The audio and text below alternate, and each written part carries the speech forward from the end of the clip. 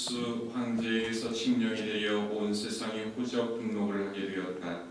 이 첫 번째 후적 등록은 키리니우스가 시앗 총독으로 있을 때에 실시되었다. 그래서 모두 후적 등록을 하러 저마다 자기 본향으로 갔다. 요셉도 갈릴레아 지방 나사렛 고을을 떠나 유다 지방 베들레헴이라고 불리는 다윗 고을로 올라갔다. 그가 다윗 집안의 자손이었기 때문이다. 그는 자기와 약혼한 마리아와 함께 후적 등록을 하러 갔는데 마리아는 임신 중이었다. 그들이 거기에 머무르는 동안 마리아는 해산날이 되어 첫 아들을 낳았다. 그들은 아기를 포대기에 싸서 구유에 뉘었다. 여관에는 그들이 들어갈 자리가 없었던 것이다. 그 고장에는 들에 살면서 밤에도 양떼를 지키는 목자들이 있었다. 그런데 주님의 천사가 다가오고 주님의 영광이 그 목자들의 둘레를 비추었다. 그들은 몹시 두려워하였다. 그러자 천사가 그들에게 말하였다. 두려워하지 마라. 보라, 나는 온 백성에게 큰 기쁨이 될 소식을 너희에게 전한다. 오늘 너희를 위하여 다윗 고을에서 구원자가 태어나셨으니 주 그리스도이시라. 너희는 포대기에 쌓여 구유에 누워있는 아기를 보게 될 터인데 그것이 너희를 위한 표징이다. 그때에 갑자기 그 천사 곁에 수많은 하늘의 군대가 나타나 하느님을 이렇게 찬미하였다. 지극히 높은 곳에서는 하느님께 영광, 땅에서는 그분 마음에 드는 사람들에게 평화.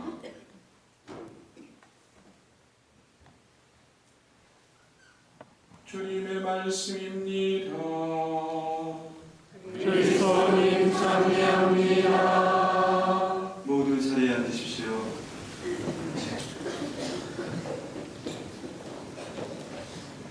참 예수님,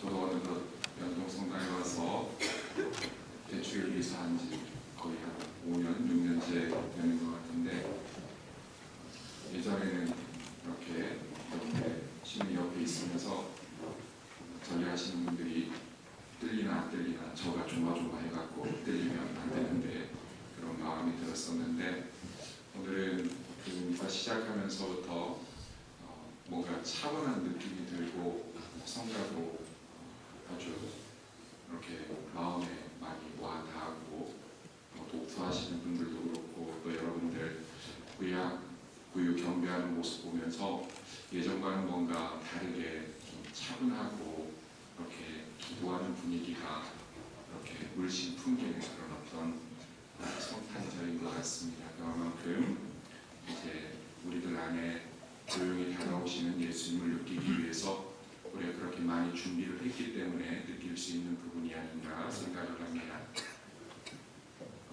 저는 그 강론을 준비하면서 이번 성탄 때는 또 어떤 말씀을 여러분들과 함께 나누어야 하는가 이렇게 곰곰이 생각을 하다가 과연 성탄은 나에게 어떤 의미를 주는가라는 질문을 한번 던져보았습니다. 그러면서 제가 많은 인생을 살지는 않았지만 이렇게 세례를 받기 시작하면서부터 나에게 성탄은 어떤 축제였는가 이렇게 되돌이켜 보았습니다. 저희 집안은 오슬프입니다. 할아버지는 그 일사후퇴 때 이북에서 이렇게 내려오셔서 그 모습으로 식당을 했는데 식당 이름을 들면 아시는 분들도 많을 것 같은데 그 식당을 했는데 아주 돈을 많이 벌었어요. 그래서 제가 태어날 때만 해도 집안이 아주 초등학교 들어갈 때까지만 해도 아주 번성하게 잘 살았다고 합니다. 근데 이제 제가 초등학교 4학년 때 말 그대로 집안이 폭삭 망했습니다.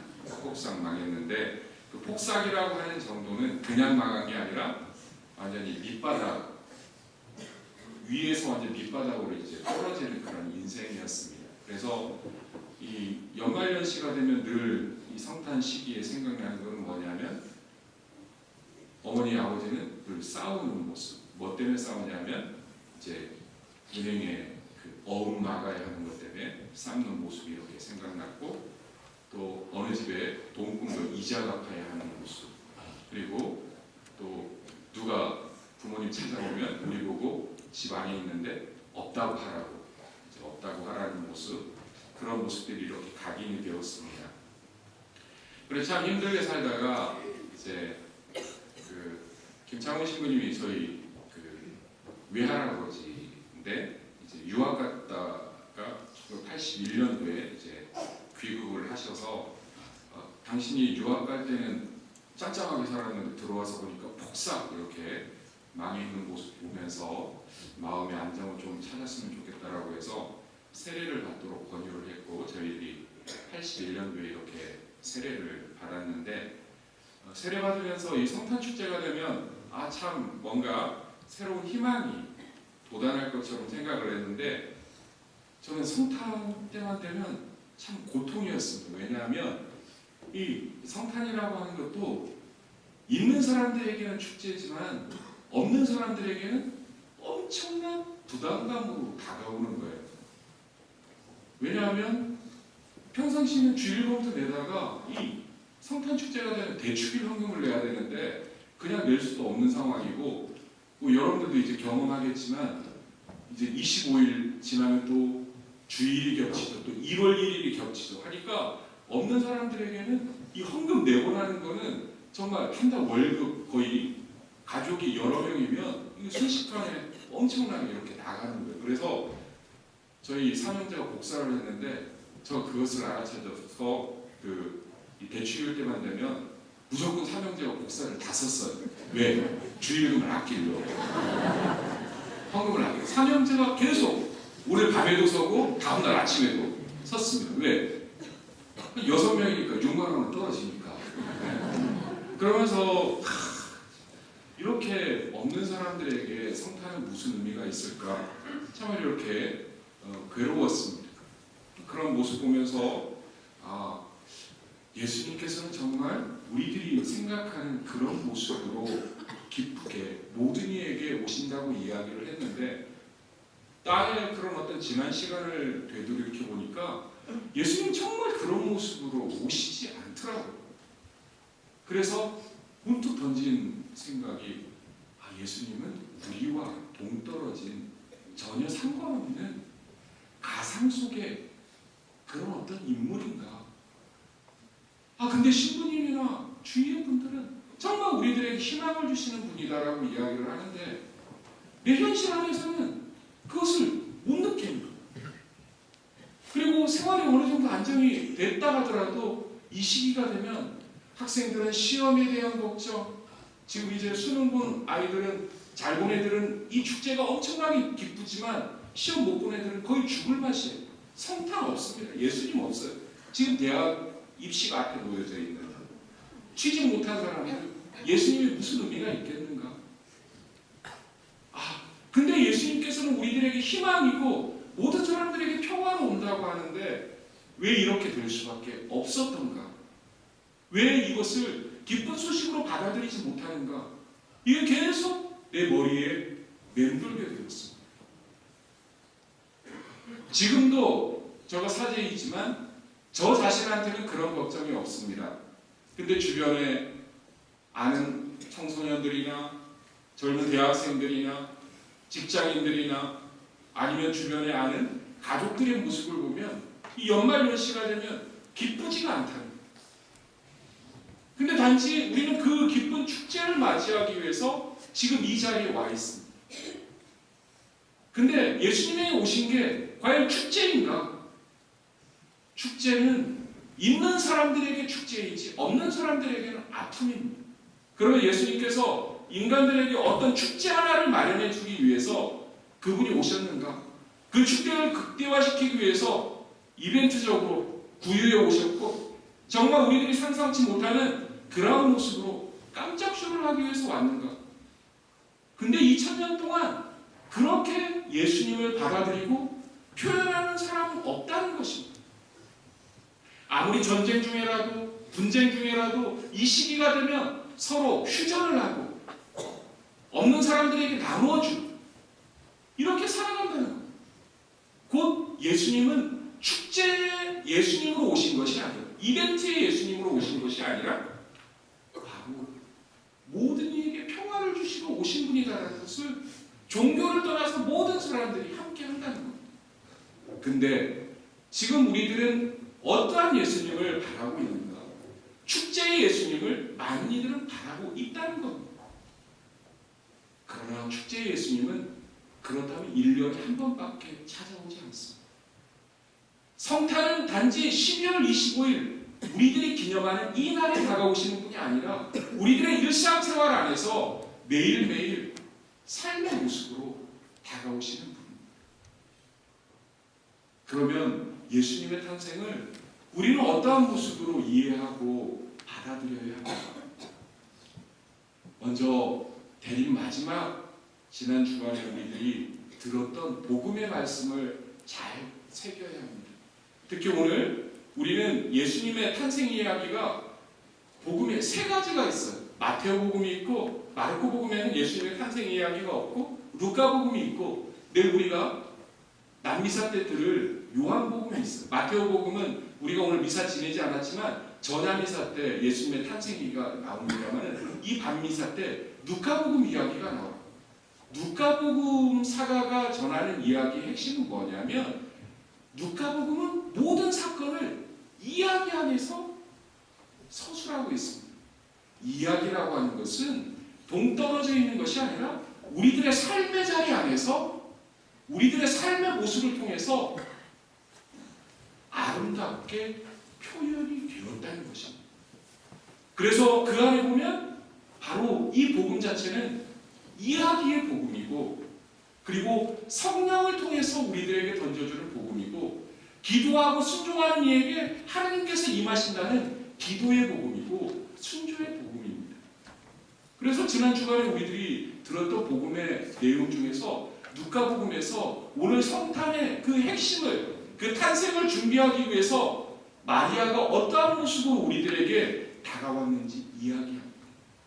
마리아의 현실은 어떠했습니까? 처녀였습니다. 우리들은 아름답게 표현하지만 율법적으로 받아들일 수 없는 그런 위치에 있었던 분이십니다. 근데 아기 예수님의 잉태 사실에 마리아는 거부하지 않습니다. 거기에서 핵심적인 단어 하나를 우리는 찾을 수 있습니다. 이 뜻이 무엇인가 곰곰이 생각하였다는 것입니다. 이 곰곰이 생각한 것은 무엇을 이야기하느냐? 이 메시지가 주님의 메시지가 천사 가브리엘을 통해서 던져주었던 주님의 메시지가 나에게 어떠한 의미를 주는가? 성찰하였다. 이게 예수님의 탄생의 시초입니다. 이게 바탕이에요. 성모 마리아의 성찰이었습니다. 그리고 예수님의 탄생 이야기로 들어가면 오늘 복음에서 우리들은 그냥 쭉 읽어 내려갔지만 여러 가지를 생각할 수 있는데 로마 식민지 생활 안에서 로마 그 총독이나 황제들이 만들어 놓은 그 법을 어기진 않았다는 거예요. 호구조사령이 내렸을 때 이들은 피할 수도 있었지만 그 식민지 안에서 그 법을 따랐다는 거예요. 우리들의 일상을 그대로 쫓아갔다는 것입니다. 그리고 자기에게 엄청난 시련이 다가오면서 그 아기 예수님의 탄생 메시지를 주었을 때 순종하면서 받아들였을 때 어느 정도 밑바탕이 되어야 된다고 생각을 했겠죠. 근데 가면서 길에서 아기를 낳을 수밖에 없는 상황에서 여간에 방도 없었고 마구간이라는 그런 어떤 곳으로 들어갈 수밖에 없었습니다. 여기에서 또 요셉과 마리아의 모습을 보아야 합니다. 불평불만을 하지 않았다는 것. 그리고 있는 그대로를 받아들였다는 거예요. 저는 아기 예수님의 탄생을 축하하기 이전에 그 축하에 우리들이 생각해야 될 두 가지가 있다고 생각합니다. 그것은 바로 아기 예수님의 탄생 이야기를 했을 때 성모님께서 그 메시지가 무엇인가 곰곰이 생각했던 부분과, 그리고 아기 예수님을 낳게 되었을 때 지금 벌어지는 그 현실을 불평불만 안 하고 받아들이는 모습 속에서 아기 예수님은 우리들에게 구세주로 오셨다는 것입니다. 그러니 그분은 축제의 예수님이 아닙니다.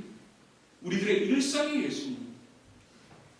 우리들은 일상 안에서 참으로 매일매일 힘들게 살아갑니다.